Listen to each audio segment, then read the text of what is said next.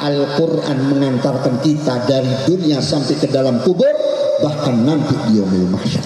Manusia yang pertama memberi pahala kepada orang tua adalah anak.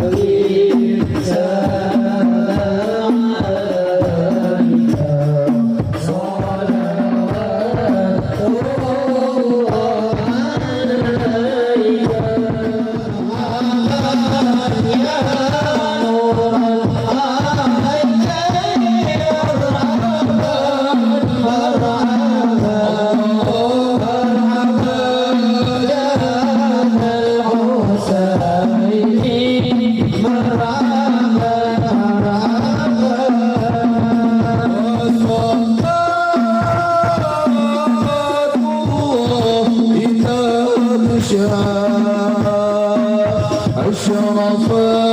رسل محمد وصلاة الله تغشى أشرف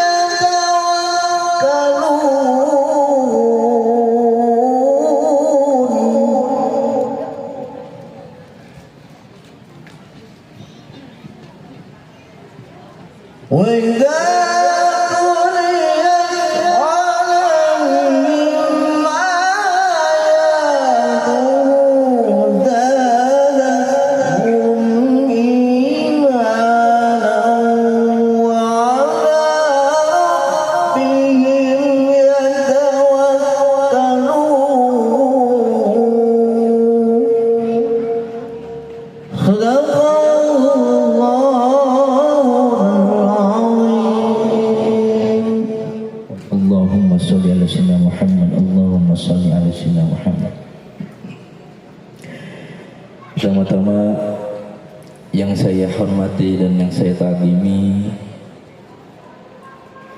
guru kami, guru kita semua Sayyidul Walid Al-Habib Fahmi bin Abu Bakar Aidus, yang alhamdulillah pada malam hari ini sudah bergabung bersama kami. Mudah-mudahan Habib Fahmi Al-Aidus selalu dijaga kesehatannya oleh Allah Subhanahu wa taala dan disembuhkan dari sakitnya. Amin amin ya rabbal alamin. Yang saya hormati dan yang saya cintai yaitu keluarga besar Pondok Pesantren Al-Quran Shaleh Makmum, khususnya keluarga Kiai Haji Tubagus Bey Mahdi Soleh Makmun. Yang saya hormati juga, yang saya takdimi, yaitu para alim ulama lingkungan Rontal Kidul, Bapak RW, Bapak RT, dan yang saya cintai juga yaitu masyarakat Rontal Kidul. Mudah-mudahan selalu diberikan kesehatan oleh Allah Subhanahu wa Ta'ala. Pertama-tama marilah kita panjatkan kehadirat Allah Subhanahu wa Ta'ala yang telah memberikan nikmat sehat wal iman wal ihsan kepada kita, sehingga pada malam hari ini kita dapat berkumpul di sini di tempat yang mudah-mudahan diberkahi oleh Allah Subhanahu wa Ta'ala, yaitu Pondok Pesantren Al-Quran Soleh Makmun. Salawat serta salam marilah kita panjatkan kepada Habibana wa Syafi'ana wa Maulana Muhammad sallallahu. Mudah-mudahan kita sebagai umatnya mendapatkan syafaatnya nanti di yaumil akhir. Amin amin ya rabbal alamin. Bapak-bapak dan ibu-ibu sekalian yang saya hormati, pada malam hari ini kita berkumpul di sini yaitu untuk memperingati yang pertama, yaitu memperingati Isra Mi'rajnya Nabi Muhammad sallallahu alaihi wasallam. Mudah-mudahan dengan hadirnya bapak-bapak dan ibu-ibu di sini menjadikan sebagai bukti cinta kepada Nabi Muhammad sallallahu alaihi wasallam, karena tidak ada yang cintanya lebih dari Nabi Muhammad sallallahu alaihi wasallam. Dan yang kedua, bapak-bapak dan ibu-ibu hadir pada malam hari ini, yaitu alhamdulillah dan terima kasih telah memenuhi undangan kami, yaitu dalam acara haul. Yang pertama, haul Syekh Tubagus Makmun bin Tubagus Rafiuddin. Yang kedua yaitu haul Syekh Tubagus Soleh bin Tubagus Soleh bin Tubagus Makmun. Yang kedua yaitu haul ayahanda kami, Kiai Haji Tubagus Bey Mahdi bin Kiai Haji Tubagus Soleh Makmun. Dan yang keempat yaitu ibunda kami, yaitu Hajjah Jubaidah binti Hajjah Ahmad Ghazali. Mudah-mudahan doa yang tadi kita panjatkan bersama-sama, salawat yang kita bacakan bersama-sama diberkahi oleh Allah Subhanahu wa Ta'ala. Warahmatullahi wabarakatuh. Bismillah, alhamdulillah, wassalatu wassalamu ala sayyidina Rasulillah Sayyidina Muhammad ibn Abdillah Al-Qa'im bihuquqillah wa ala alihi wa sahbihi wa man tabi'ahu wa wala. Allahumma salli ala nuril anwar wa siril asrar wa tiryakil aghyar wa miftahi babil yasar Sayyidina Muhammadin al-Mukhtar wa alihi al-adhar wa ashabihi al-akhyar adada ni'amillahi wa ifdalih. Yang saya hormati, yang saya muliakan, keluarga besar, guru kita Al-Mukarram wal-Muhtaram Al-Marhum Kiai Haji Tubagus Bey Mahdi, putra-putra beliau, Akhinal Mahbub Al-Ustadz Kiai Makmun, Al-Ustadz Kiai Haji Iqbal, dan para asatid, para kiai yang lainnya, para habaib yang mudah-mudahan dimuliakan oleh Allah Subhanahu wa Ta'ala. Alhamdulillah, pada malam ini bertemunya kita di tempat yang mulia ini dalam rangka Isra wal Mi'raj, sekaligus haul daripada orang tua-tua kita, guru besar, ulama besar yang jasanya cukup besar, Syekh Tubagus Makmun dan putra serta cucu beliau. Mudah-mudahan kita mendapat berkahnya. Saudara-saudara hadirin, kalau kita melihat akan kemuliaan Nabi Muhammad Sallallahu Alaihi Wasallam, baru 2-3 bulan yang lalu kita peringati hari lahirnya. Sekarang kita peringati perjalanan Isra wal Mi'rajnya, perjalanan suci, perjalanan mulia yang diperjalankan oleh Allah, yang tidak pernah dialami oleh para nabi dan rasul yang lainnya kecuali Nabi kita Muhammad Sallallahu Alaihi Wasallam. Ini bukti bahwa Nabi Muhammad manusia teristimewa, mulia, dan alhamdulillah kita menjadi umatnya, termasuk menjadi umat yang mulia. Saudara-saudara hadirin, kalau mau berbicara tentang perjalanan Isra wal Mi'raj cukup lama, karena banyak perjalanan yang dialami oleh Nabi. Salah satu yang dilihat oleh Rasulullah ketika Nabi di Isra dan di Mi'rajkan, Nabi melihat di atas Siratul Mustaqim, yaitu jembatan yang terbuat dari rambut terbelah 7, yang lebih tajam daripada silet, yang lebih tajam daripada pedang. Siapapun yang mau masuk ke dalam surga harus melintasi atau melewati daripada rambut terbelah 7 yang bernama Siratul Mustaqim. Di situ Nabi melihat ada bapak dan ibu yang tergolong orang-orang yang soleh dan soleh, ahli ibadah.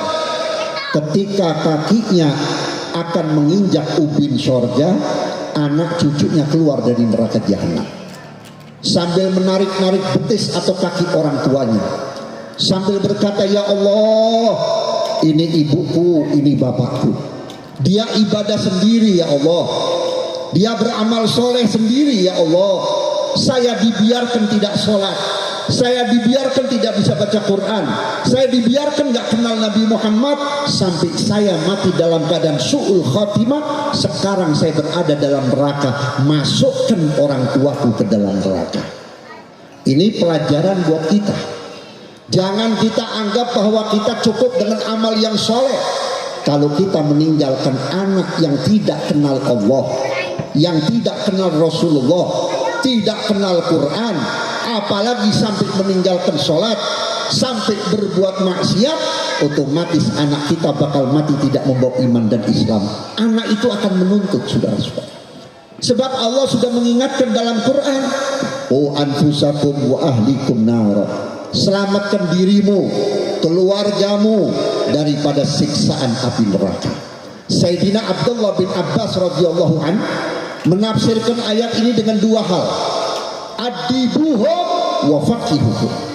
Kalau orang tua ingin menyelamatkan keluarganya dari neraka, pemimpin akan menyelamatkan masyarakatnya dari neraka. Pertama, berikan pemahaman agama. Yang kedua, ajarkan akhlak yang baik. Saudara-saudara, zaman sekarang Allah memberi keringanan kepada orang tua. Habib, saya bukan kiai, saya bukan guru ngaji, saya kurang bisa mengajarkan Quran, saya kurang bisa mengajarkan sholat kepada anak saya. Allah utus dan Allah kirim seorang ulama warathatul anbiya, dibangunlah sebuah pondok pesantren, dibangunlah madrasah diniyah. Kita bawa anak kita ke sana, kita titipkan kepada guru-guru kita. Insya Allah apa yang dilakukan oleh orang tua bakal mendapat imbalan dari Allah. Zaman saya, ya, zaman yang usianya 50-60, itu setiap maghrib yang ngajarin baca Quran bukan guru ngaji dulu, orang tua. Saya ngalamin tiap habis sholat maghrib selalu saya dipukul oleh ibu saya, karena ibu saya sendiri yang mengajarkan. Hanya belajar juz amma, mengenal antara alif ba, antara ha dengan kha, antara ain dengan hamzah, antara shin dengan shad, cuman itu saja. Begitu saya sudah khatam juz amma, saya dibawa ke guru ngaji. Ini bukan terjadi kepada orang tua saya, hanya orang tua saya, semua orang tua zaman itu begitu. Begitu anaknya diterima oleh guru ngaji, diserahkan kepada guru ngaji, orang tua kita pulang hatinya sudah niat, mulai besok saya kalau ada kembalian uang belanja atau kembalian uang rokok, saya sisipkan di bawah baju. 1 bulan ditaruh di amplop, dipanggil anaknya, nak titip buat guru ngaji. Bukan bayar guru ngaji, guru ngaji nggak bisa dibayar, mahal Quran itu. Di dalam Quran Allah sudah mengingatkan, wala tashtaru bi ayatillahi thamanan qalila. Jangan kau jual belikan ayat-ayat Allah dengan harga yang murah. Saat itu ada orang Badui penasaran, emang berapa ayat Allah? Kok sampai Allah menurunkan firman jangan jual belikan ayat Allah dengan harga murah? Dia mau tanya kepada Nabi, dia nggak berani. Kebetulan di situ ada Sayyidina Ali bin Abi Thalib karramallahu wajhah. Ya Ali, saya mau tanya, Emang berapa sih harganya ayat Al-Quran? Kok sampai Allah turunkan firman, jangan kau jual belikan ayat Quran dengan harga murah? Apa kata Sayyidina Ali? Kalau kamu belajar satu huruf, kamu wajib kasih uang seharga 30 domba. Satu domba berapa seekornya? Kalau 1 juta, alif saja 30 juta, ba 60 juta, bisa kawin lagi tuh guru ngaji. Tapi kenyataannya guru ngaji tidak diperhatikan, guru ngaji nggak dihormati, guru ngaji nggak dihargai. Orang tua lebih menyatakan bahwa guru silat itu lebih mulia, guru senam lebih mahal, guru bahasa Inggris lebih istimewa. Bahasa Inggris dikubur nggak dipakai. Sejago-jagonya orang main bela diri, ketika ketemu dengan malaikat sakaratul maut tidak bisa berkutik. Tapi Al-Quran mengantarkan kita dari dunia sampai ke dalam kubur, bahkan nanti di yaumil mahsyar. Saudara-saudara hadirin, kita lihat sekarang Pak, banyak orang tua yang mengatakan atau menganggap guru ngaji nggak ada harganya. Ada anak murid cuman disentil, nonton disentil dia mah. Disentil apa namanya? Hah? Disentil ya. Ngadu sama orang tuanya, Pak, saya digebukin, saya diinjak-injak sama guru ngaji. Subhanallah, orang tuanya pun gampang terpengaruh. Datang orang tua bawa polisi, tangkap itu guru ngaji. Kalau orang tua sudah tidak menghargai guru ngaji seorang anak, biar itu anak disekolahin di mana, di pesantrenin di mana, tidak bakal manfaat. Kita lihat sekarang di sekolahin dari SD sampai SMA, baru kelas 2 SMA dengan biaya yang cukup besar. Kita hitung per bulannya, belum buku-bukunya, belum hal-hal yang lain. Baru kelas 2 SMA sudah mati dibunuh oleh temannya gara-gara ikut tawuran. Betul atau tidak? Ada yang belum lulus, bukan pulang bawa ijazah, pulang-pulang bawa orok, hamil di luar nikah. Artinya apa? Tidak ada harganya anak. Saudara-saudara, jangan kita menganggap kalau saya mati gampang, banyak yang tahlil. Betul. Saya kalau meninggal tetangga bakal banyak yang tahlil kepada saya. Betul. Orang tahlil zaman sekarang paling 7 hari. Begitu dikasih kitab yasinnya ditaruh di atas lemari, nggak dibaca lagi.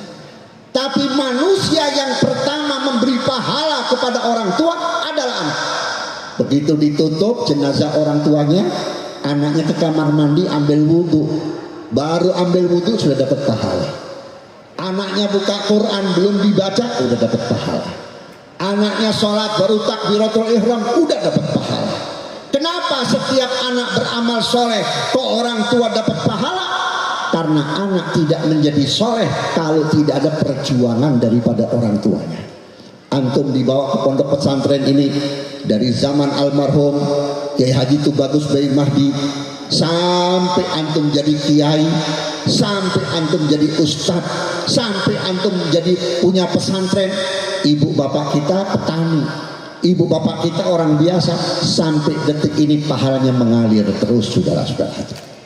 Saudara-saudara, setiap mayit yang masuk ke dalam kubur, begitu ditutup pakai kayu ya atau papan, tanah pertama ditaburkan. Begitu tanah ditaburkan, 2 pahala yang datang kepada mayit. Apa? Yang pertama pahala Al-Quran. Itu pahala berwujud jadi manusia. Kalau yang meninggal laki-laki akan berwujud jadi orang laki yang gagah, ganteng, harum. Kalau yang meninggal orang perempuan, itu pahala akan berwujud menjadi seorang wanita yang cantik, harum. Lalu si mayit berkata, siapa engkau? Aku adalah sahabatmu yang sering kau baca di dunia. Berapa kali kita baca Fatihah dari kecil sampai sekarang? Berapa kali kita baca Yasin dari kecil sampai sekarang? Berapa kali kita khatam Quran dari kecil sampai sekarang? Itu dikumpulkan oleh Allah. Nanti kalau kita masuk kubur, itu Quran yang kita baca akan berwujud jadi manusia untuk menemani kita di dalam kubur, supaya kita tidak ada rasa takut menghadapi munkar wal nakir. Yang kedua, pahala sedekah. Kapan? Pertama pertama kita sedekah. Kapan kita pertama sedekah? Biasanya itu kita pertama sedekah begitu habis dihitan sama orang tua, dibawa Jumatan, kan dituntun anak kita karena udah di kita. Anak kecil itu paling seneng kalau lihat keropak jalan, celengan jalan, Pak. Zaman saya dulu 10 rupiah, saya seneng tuh dengar suara plum, itu seneng. Itu pertama sedekah itu dihitung oleh Allah. Begitu masuk kubur, si mayit diperlihatkan pahalanya berupa keindahan. Sampai Nabi ditanya, ya Rasulullah, itu pahalanya sedekah bagaimana? Aku tidak bisa menceritakan. Mala ainun ra'at wala udhunun sami'at wala khatara ala qalbin bashar. Mataku melihat tapi aku nggak bisa menceritakan. Kupingku mendengarkan lagu-lagu surga tapi aku nggak tahu lagu apa. Hatiku meraba bahwa orang dalam kubur mendapat nikmat dari surga, makanan dari surga, tapi saya nggak tahu makanan apa. Cuman gara-gara 10 rupiah. Sampai mayit berteriak, ya Allah, kalau cuma 100-200 perak, 1000-2000 perak, pahalanya kayak begini besarnya, ya Allah, keluarkan saya dari kubur, ya Allah, hidupkan kembali saya dari kubur biar sehari, ya Allah, saya habiskan harta saya untuk sedekah. Ini akibat apa? Akibat awalnya didikan daripada orang tua. Makanya saudara-saudara hadirin, yang paling penting kita ini meninggal dunia meninggalkan anak yang soleh. Pondok pesantren ini pertama didirikan oleh Syekh Tubagus Makmun, kemudian putranya Ki Tubagus Saleh Makmun, kemudian cucunya Ki Tubagus Bayi Mahdi. Alhamdulillah sampai sekarang masih hidup. Kenapa? Karena almarhum Tubagus Bayi Mahdi meninggalkan anak-anak yang mengerti Al-Quran. Ini kalau nggak ada beliau nggak bakal bisa dikontrakin di pesantren, bisa dijual ini pesantren. Saya tahun 2003 sering saya kemari, tempat duduk saya di situ sama beliau. Ya, saya tahu ceritanya fulan bin fulan bin fulan. Ini di sini ada kamar mandi. Itu kalau saya datang biasanya itu jam 3 jam 4 sore, habis sholat asar saya ngobrol sampai maghrib. Itu almarhum tidak pernah mengeluarkan ucapan elah masalah Al-Quran, elah masalah ajaran Al-Quran. Makanya saudara-saudara, wafatnya beliau buat saya adalah duka yang paling dalam. Kenapa? Karena Nabi sudah mengingatkan mautul alim zulmatun fiddin. Wafatnya orang yang berilmu itu bencana buat agama. Dulu di negeri kita ada orang yang nggak doyan tahlil tapi diem. Ada orang yang nggak maulid tapi diem. Kenapa? Masih ada pendekar-pendekarnya, masih ada ulama-ulama yang kuat. Begitu ulama-ulama yang kuat meninggal dunia, sekarang muncul terang-terangan orang berani mencingin Quran, terang-terangan orang berani menghina Quran, terang-terangan orang berani protes tentang Nabi Muhammad, terang-terangan orang berani menghina santri. Santri masa depannya suram, nah santri tidak bisa menjadi idola dan lain sebagainya. Ini hati-hati ibu-ibu, jangan terpengaruh ya. Ada orang yang terpengaruh, Pak, punya anak yang di pesantrenin, masa depannya suram, paling-paling rezekinya besek, paling-paling rezekinya amplop. Saudara-saudara hadirin, dibuktikan oleh Allah, anak-anak kita yang kuliah pulang membawa gelar SEIR dan lain-lainnya, sekarang susah cari duit. Saya tiap pulang ceramah di waktu siang ya, itu kebanyakan di lampu merah, itu ada yang ngamen pakai baju badut. Rupanya salah satu ada yang kenal saya, Habib, maaf, saya melakukan ini terpaksa Habib, karena saya ini walaupun begini sarjana ekonomi Habib, saya udah berbulan-bulan cari kerja susah. Oh nggak apa-apa, terusin aja. Hati saya ngomong, alhamdulillah, dari ujung ke ujung belum pernah ada santri ngamen. Santri asal keluar dari pondok pesantren dapat ridho guru, job pertama, kerjaan pertama, undangan tahlil. Betul nggak? Di dia mau tahlil seberapa? Tahlil sekali satu malam berapa ini? Itu nggak tahlil pada diem aja. Terus berapa? 1 juta. Kalau tahlil semalam 1 juta, saya yakin tuh mayitnya husnul khotimah Pak. Surga langsung.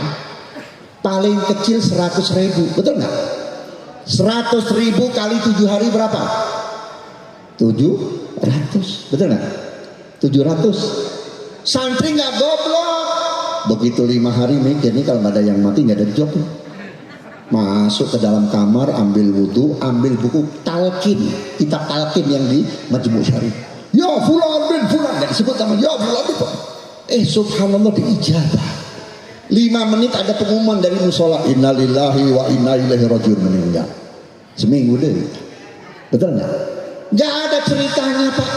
Apalagi santri yang soleh, yang ikhlas mengamalkan ilmunya, dijamin oleh Rasulullah, man amila lidinihi kafahullah amra dunyahu. Barang siapa yang berbuat, barang siapa yang berjuang untuk agamanya lewat pondok pesantren, lewat madrasah diniyah, lewat mengajar anak-anak, dicukupi dunianya. Yang namanya dicukupi dunianya nggak perlu punya mobil mewah.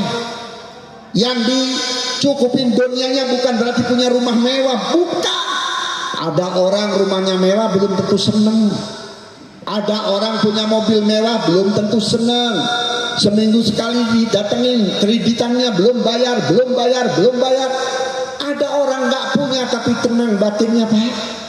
Ada orang miskin tapi seneng batinnya Pak. Kalau nggak percaya coba jalan-jalan ke kampung-kampung.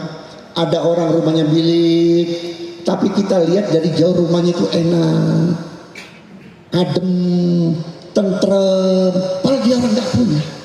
Kita masuk atau kita datang ke rumah orang kaya, rumahnya bagaikan istana, mobil berjejer, itu suara hati nggak bisa dibohongin. Ini yang punya rumah lagi galau. Saya punya teman banyak Pak yang kaya Pak, bener. Salah satunya nih, itu satu pesantren sama saya di Surabaya. 20 tahun baru ketemu kemarin. Saya ceramah di Citerap, nggak tahu rumahnya di Sentul. Dia dengar saya mau ceramah, dipaksa saya datang. Waktu itu acaranya pagi, sampai di rumahnya pas bohor. Dari situ memang saya harus ceramah lagi ke Cibinong. Saya numpang sholat bohor, dimasukkan ke dalam kamar. Itu kamarnya besar, terus ada bungkusan karung plastik. Saya nggak tahu, saya nggak nanya orang niat sholat bohor. Dia masuk, Beb, tahu nggak yang di karung itu? Nggak tahu. Coba berikan duit. Nggak lama saya dipersilakan makan siang Pak.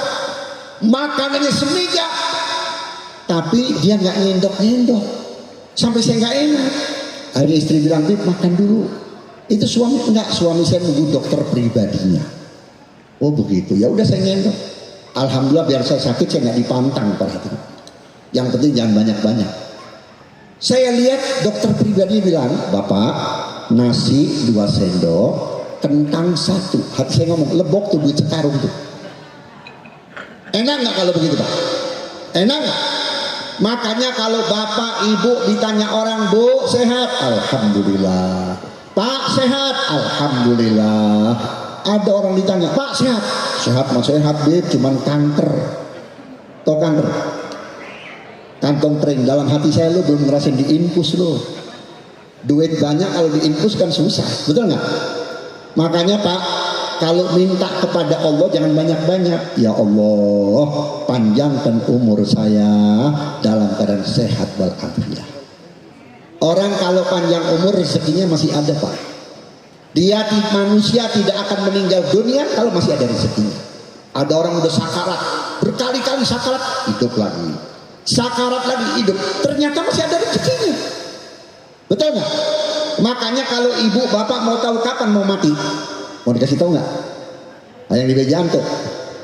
Kalau ibu bapak bertamu ke rumah orang, ya, ke rumah orang, kemudian orangnya nggak nyuguhin kopi, nggak ngasih rokok, udah tandanya mau mati, udah nggak ada rezekinya. Yang kedua yang suka duduk ngelonjor nih, ini biasa emak-emak nih. Lihatin aja kalau di pengajian emak-emak suka duduk ngelonjor, nggak lama tahlilan tuh. Bener nggak? Makanya jangan suka duduk ngelonjor. Kenapa Bib orang duduk ngelonjor? Pertama huruf dicabut itu dari kaki. Bener nggak? Ngaji untuk mere duit duduk ngelonjor. Begitu kiai, ustadz, guru ngaji buka kitab tidur. Lamun ditanya umat berkah. Saudara-saudara hadirin yang saya hormati, kembali bahwa kita jangan sampai menjadi umat yang sia-sia. Saya teringat ketika Nabi Muhammad SAW didatangi oleh malaikat Jibril alaihissalam. Malaikat Jibril itu kalau datang kepada Nabi selalu membawa pesan dari Allah. Nabi bertanya, ya Jibril, apa yang kau bawa? Saya membawa salam sayang dari Allah untukmu. Allah titip salam kepadamu ya Muhammad. Yang kedua, Allah menyatakan sesungguhnya engkau Muhammad manusia yang terbaik. Nabi nggak senyum, Nabi nggak bangga. Ini yang muji Allah Pak, bukan manusia. Sampai Jibril kembali bertanya, ya Muhammad, kenapa kau tidak senang? Kenapa kamu tidak merasa bahagia? Apa jawab Nabi Muhammad?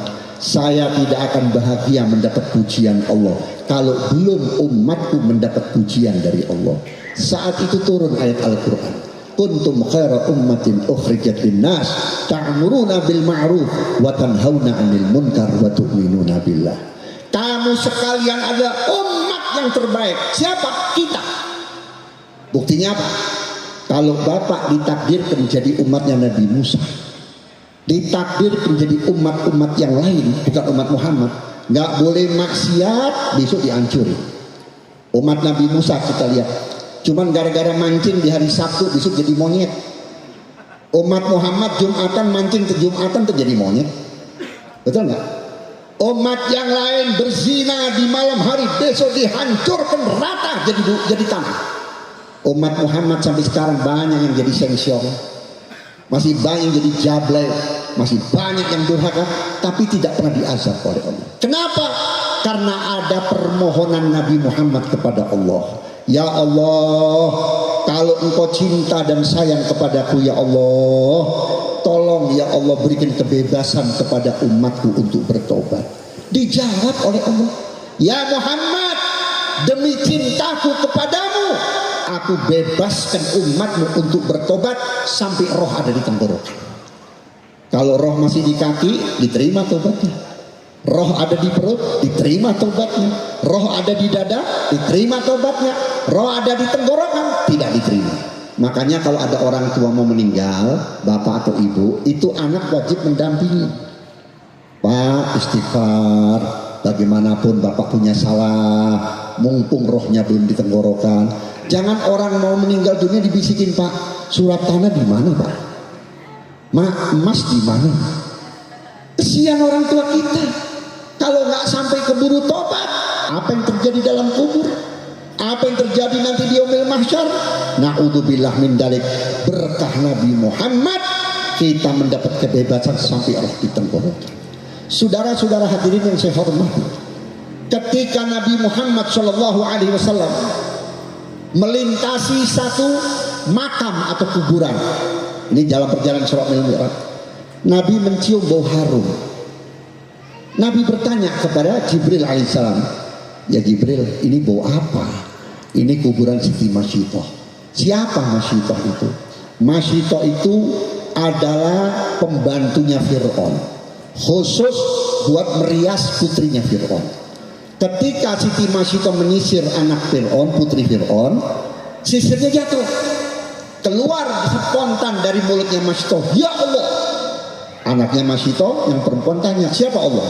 Allah adalah Tuhanku, Tuhanmu, dan Tuhan bapakmu. Laporan si putri ini kepada Fir'aun. Pak, kata si Masyitoh, katanya Tuhan bapak, Tuhanku, Tuhan dia adalah Allah. Panggil Siti Masyitoh. Marah Fir'aun. Hei Masyitoh, kamu tidak mengakui aku sebagai Tuhan? Tidak. Tuhanmu, Tuhanku adalah Allah. Tidak panjang lebar Pak, langsung disiapin penggorengan yang besar, diisi minyak yang mendidih, suaminya Masyitoh dipanggil, anak perawannya Masyitoh dipanggil, anak bayi yang baru lahir pun dibawa.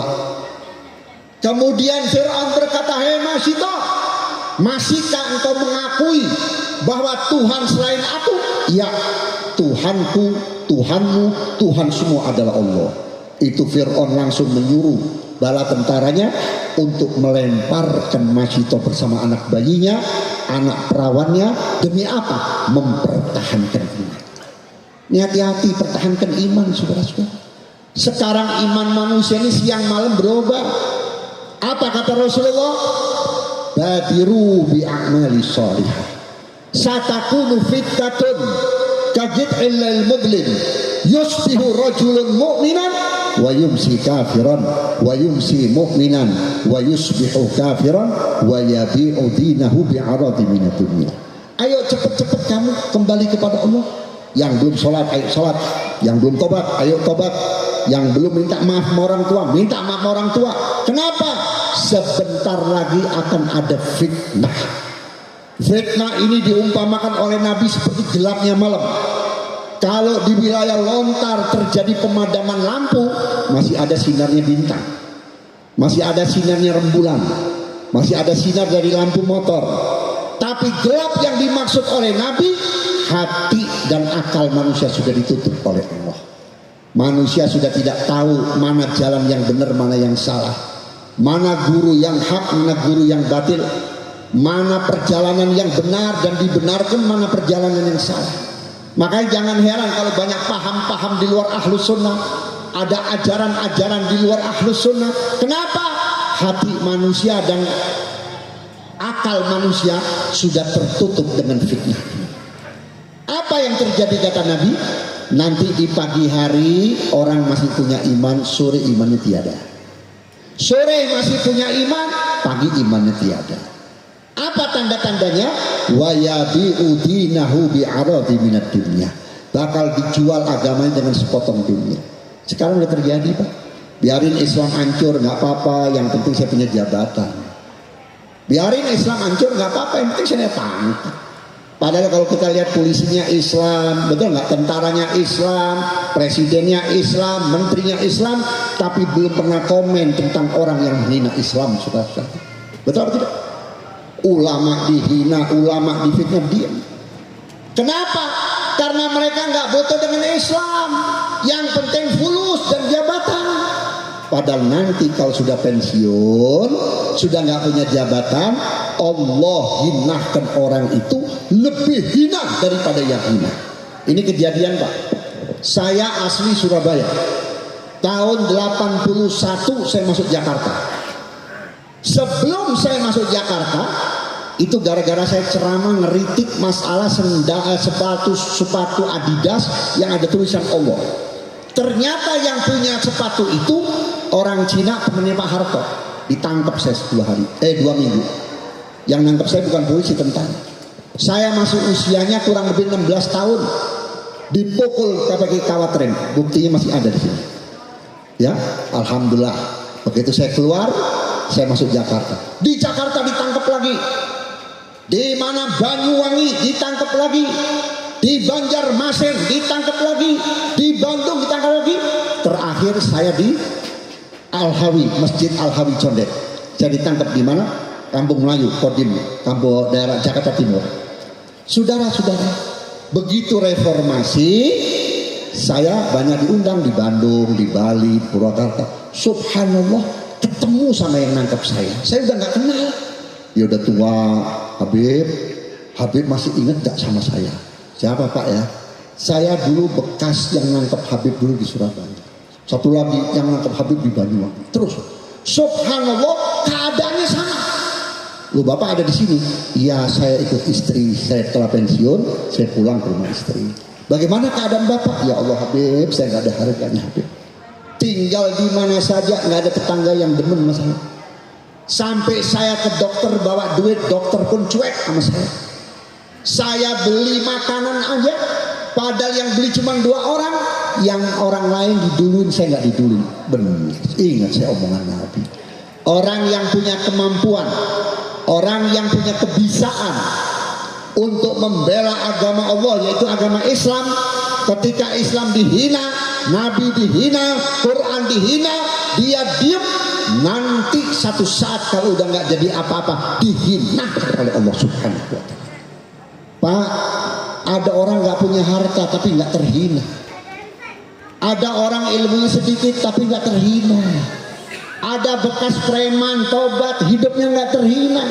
Buat apa punya jabatan, buat apa punya duit, buat apa punya semuanya kalau hidup terhina. Apa sih arti terhina? Bukan terhina itu seperti gembel, bukan. Gembel belum tentu terhina. Pengemis yang nggak punya rumah belum tentu terhina. Tapi yang disebut terhina, dicabut nikmatnya oleh Allah Subhanahu wa Ta'ala. Maka oleh karena itu saya hanya membangkitkan ingatan Bapak dan Saudara tentang fungsi pondok pesantren ini, tentang jasa baik almarhum dari mulai Syekh Tubagus Makmun, Syekh Tubagus Saleh, sampai putra beliau Syekh Tubagus Bayi Mahdi, sampai anak-anak beliau. Jangan pernah ditinggalin kalau pengen selamat dunia akhirat. Betul? Pak? Wih. Orang yang ahli baca Quran, ahli baca Quran. Kata Nabi waktu wasiat kepada Sayyidina Ali apa? Ya Ali, man lam yaqra'il Quran fi yaumihi walau juz'an fahuwa munafiq. Hai Ali, orang yang tidak mau membaca Al-Quran padahal dia ahli Quran dalam satu hari satu juz, maka dia termasuk golongan munafik. Munafik ini lebih jahat Pak daripada orang kafir Pak. Kalau orang kafir tetap aja pakai palang salib terang-terangan, betul nggak? Dia nggak pernah masuk masjid, tempat ibadahnya jelas gereja. Kalau orang munafik, kita pakai jenggot, dia pakai jenggot. Kita hadir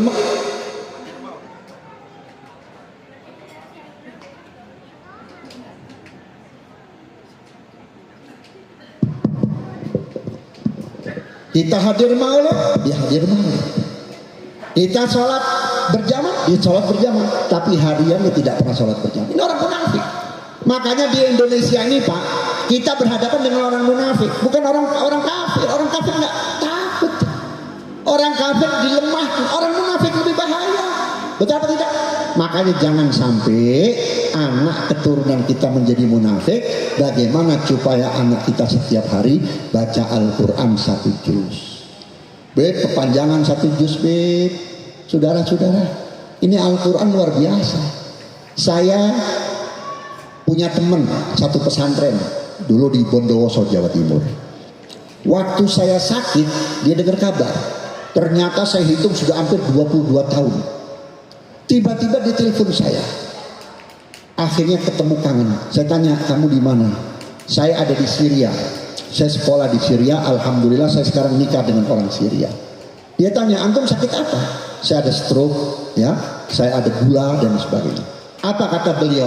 Antum nggak usah takut dan nggak usah terlalu pesimis, nggak usah terlalu sugesti dengan obat-obat kimia.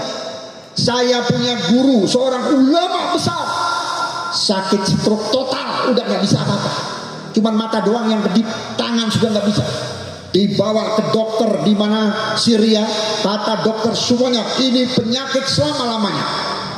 Akhirnya frustasi, udah bikin surat pensiun, saya pengen pensiun. Kebetulan ulama ini punya anak di Amerika, jadi ustazah yang banyak ngislamin orang Amerika. Kata anaknya, bawa saja abah saya ke Amerika. Subhanallah, di Amerika dibawa ke satu dokter, cuman satu-satunya dokter bagian syaraf, ya, karena stroke berkaitan dengan syaraf.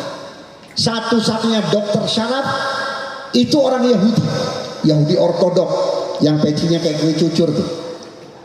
Begitu dibawa ke dokter tersebut, dokter bilang apa? You Muslim? Kamu Muslim? Ya. Orang stroke jangan banyak makan atau minum obat kimia, nggak baik.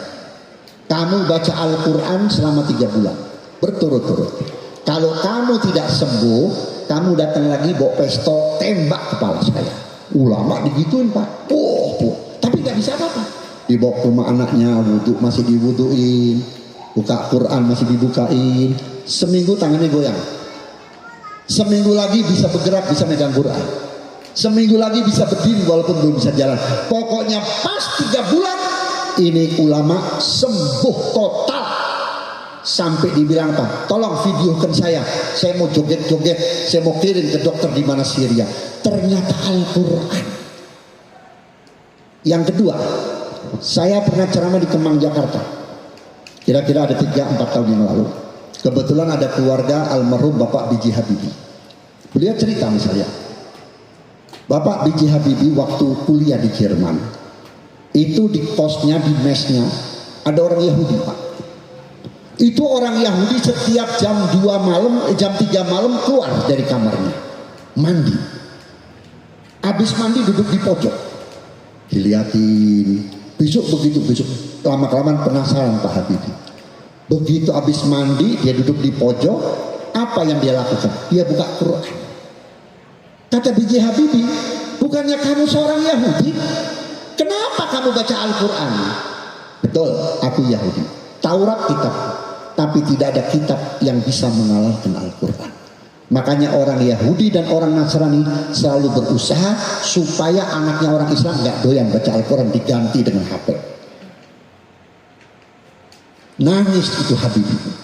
Mulai besok Habibie bukan jam 3, jam 1 malam mandi, sholat tahajud, baca Quran sampai subuh. Begitu bulan depan dites IQ-nya, Habibie yang nomor 1. IQ-nya Habibie yang paling pintar. Ini jangan main-main dengan Al-Quran. Saya punya tetangga di Surabaya, seorang ibu-ibu, orang nggak punya, anaknya 8, ya, anaknya 8, yang 3 perempuan, yang 5 laki-laki. Orang miskin. Ayahnya bisa makan dari mana? Jualan cincin. Berapa sih untungnya cincin? Kalau dibeli nasi berapa bungkus? Ibunya tiap hari bikin kue. Nanti kue itu dikirim, ditaruh di warung-warung. Sebelum dohor diambil hasilnya. Tapi ibunya tidak pernah lepas dari Al-Quran. Abahnya tidak pernah lepas dari Al-Quran. Saudara, 8 anak ini berhasil semua. Yang laki jadi sarjana, yang perempuan dinikahin sama orang kaya. Sampai saya ketemu cucunya di Bogor, cucunya kaya. Saya ketemu lagi di Jakarta kaya. Ternyata Al-Quran yang dibaca oleh orang tua, efeknya kepada anak turunannya. Antum baca Quran, insya Allah bapak ibu kalau meninggal nggak usah khawatir. Anak cucu ibu sudah disiapin rezekinya oleh Allah Subhanahu wa Ta'ala. Maka oleh karena itu saya berharap mudah-mudahan pondok pesantren ini kembali hidup. Kembali hidup. Alhamdulillah saya senang lihat putra-putra beliau hadir, apalagi beliau Ustaz Tubagus Haji Iqbal, beliau aktif di Majlis Dakwah Al-Admi yang saya dirikan. Alhamdulillah beliau berada di tempat ini. Mudah-mudahan beliau ini menjadi khalifah daripada almarhum. Yang penting satu, di dalam mendirikan sesuatu, di dalam mengerjakan sesuatu, yang pertama ikhlas kepada Allah. Maka lillahi yatim wa maka li ghairillahi yatim. Kata Sayyidina Ali apa? Orang yang berbuat sesuatu karena Allah bakal disempurnakan. Bantuan itu bakal datang kalau orang ikhlas. Sebab orang yang ikhlas itu diumpamakan oleh Ibnu Mas'ud seperti orang jalan di atas pasir. Orang jalan di atas pasir ada suaranya nggak? Nggak ada kan? Tapi bekasnya ada. Ya, almarhum guru-guru kita, orang tua kita, termasuk Abuya Haji Bayi Mahdi, nggak banyak omong. Nggak ada beliau pakai udeng-udeng, nggak ada. Ini saya ingat ini bajunya beliau nih yang dipakai ini. Saya ingat ini. Apal saya. Ya. Asal muridnya bawa rokok Jarum Super, girang banget. Ya, tapi lihat muridnya di mana-mana, santri di mana-mana. Kenapa? Beliau laksana kura-kura. Kura-kura nggak kekuruyuk pada hati. Kura-kura diem, telurnya di mana-mana. Nah, yang penting ikhlas. Yang kedua, tetap bersatu, jangan ribut. Ya, ingat setiap kita ada masalah, ingat bapak, ingat baba, ingat engkong, ingat kakek. Kalau saya ribut, beliau nggak ridho. Kalau beliau nggak ridho, biar kita kaya nggak bakalan berkah. Ini pesan saya. Kenapa? Saya dekat dengan almarhum. Saya tahu almarhum saudara. Banyak murid-murid almarhum yang suul adab kepada beliau, umurnya pendek, mati. Ada yang terkenal, sekarang udah nggak terkenal. Kenapa? Karena menyakiti hati guru. Man a'rada an syekhi tunza'u barakatu ilmihi. Orang yang nyakitin hati guru secuil saja, membuat kecewa gurunya secuil saja, dicabut berkah ilmunya.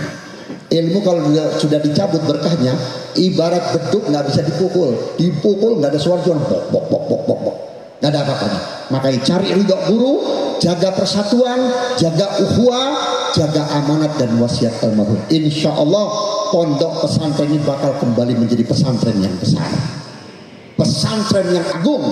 Bapak punya anak, ibu punya anak, bawa kemari supaya nanti di yaumil qiyamah anak ibu bakal menjadi saksi bahwa orang tuanya sudah mengenalkan Al-Quran. Kurang dan lebihnya mohon maaf. Assalamualaikum warahmatullahi wabarakatuh.